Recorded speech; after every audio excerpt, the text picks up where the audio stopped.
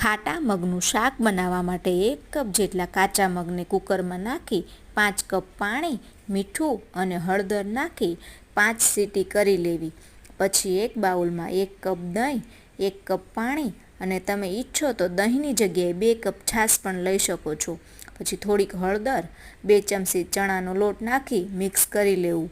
પછી એક પેનમાં થોડુંક તેલ, આખું જીરું, તજ, તમાલપત્ર, સૂકા લાલ મરચાં, 1 ચમચી લીલા મરચાંની પેસ્ટ, મીઠા લીમડાના પાન, આદુ લસણની પેસ્ટ અને હિંગ નાખી સાંતળી લેવું.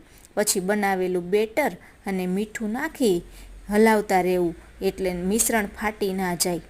પછી બાફેલા મગ નાખી થોડોક ગોળ નાખી બધું સારી રીતે મિક્સ કરી દેવું. પછી એક પેનમાં 2 ચમચી ઘી અને થોડું કાશ્મીરી લાલ મરચું પાવડર નાખીને તડકાને ઉપર સ્પ્રેડ કરી દેવું અને લીલા ધાણા નાખી દેવું.